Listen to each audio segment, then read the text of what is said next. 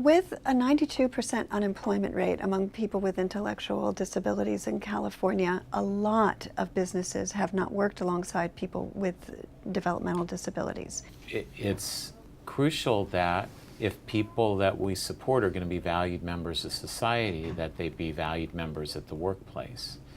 Everyone has something to offer. Everyone wants what you and me have, which is a reason to get out of bed in the morning, a way to support our family, and something that we can talk about with pride in the world.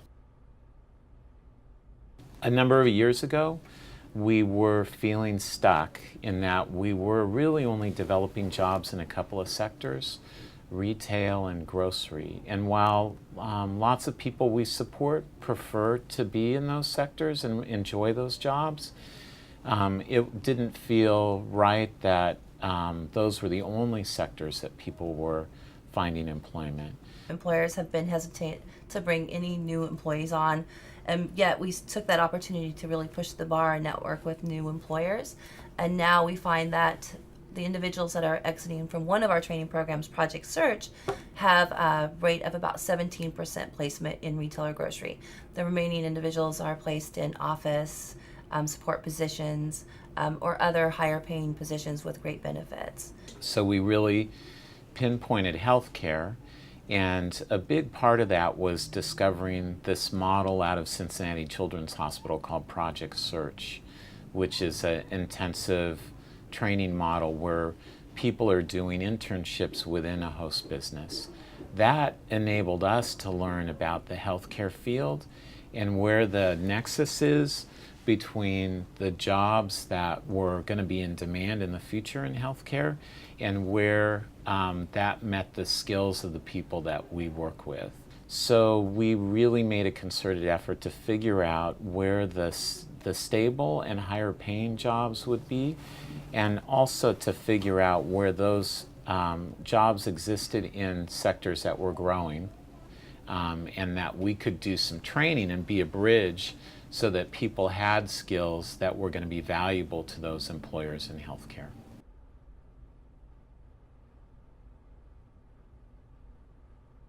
It's difficult because the funding structure doesn't clearly reimburse you for job development activities. It's the money that is labeled for job development through the Department of Rehab it's not enough money to cover what we do.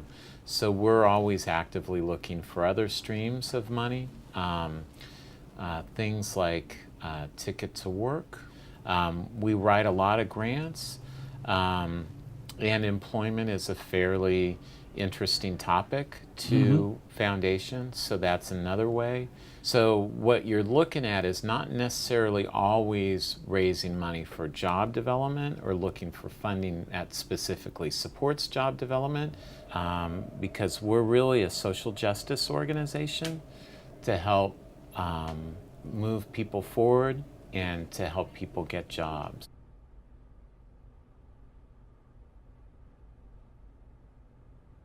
It takes a village, so you know, the leadership of the program needs to be involved. We have a team of 3 of us that do job development.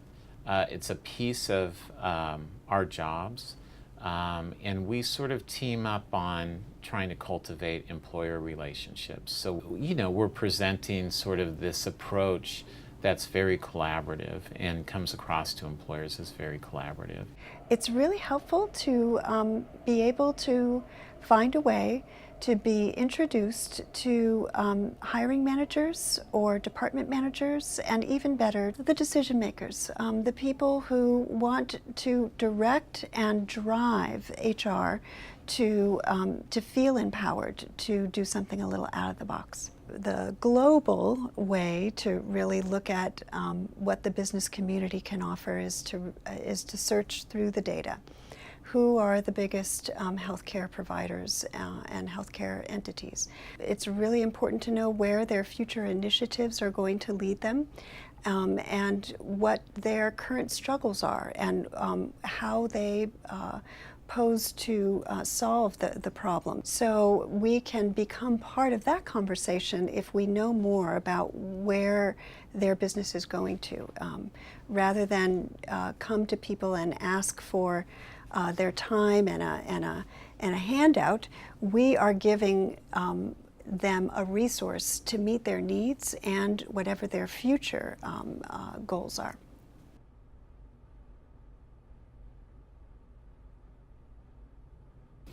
So we've found that building a program that uses internships and customized training, services provided by a job coach, embedded within a host employer that's large enough, is a really effective way to identify the type of work that's needed at that employment site, and gives people that we serve real training opportunities to learn the skills that are going to be valuable to that employer.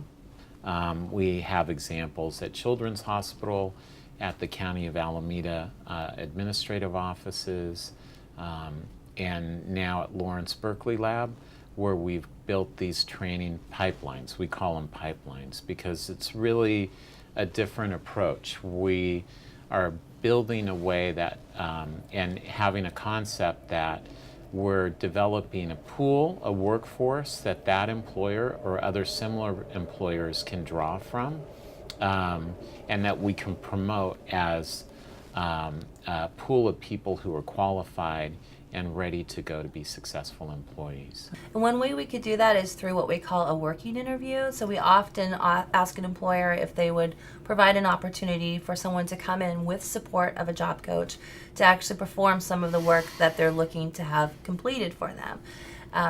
About 90% of the time, that employer says yes to a working interview, or what is also known as an external situational assessment. They wind up hiring the individual. So this requires very close, careful consideration of the job itself, which means going on site, asking questions about to the hiring manager about what are the skills that you require, what is the equipment that needs to be operated, and asking to observe somebody who's currently working in that position so that you'll get a better idea. If there isn't a person that's a good match, then no referral should be made. So we had a real problem, we had a real task that needed to be executed, and we saw the clients in the developmentally disabled community not as problems or challenges, but as a resource to help us meet a problem. And that frame is actually essential, lest you suffer from the disease of the helping professions, which is imprisoning people and the challenges they face.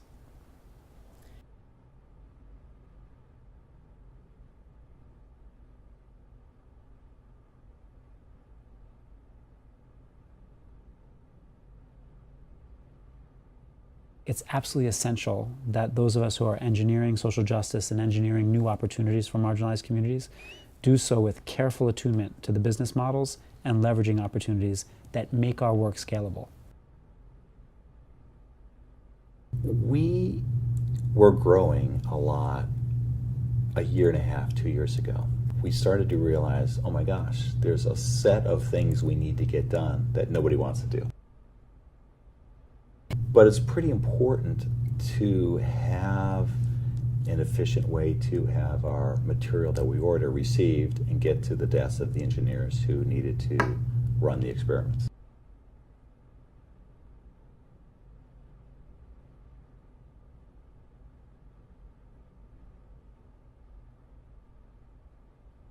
Folks in materials management, in HR, in child life services, in psychiatry, in the dental clinic.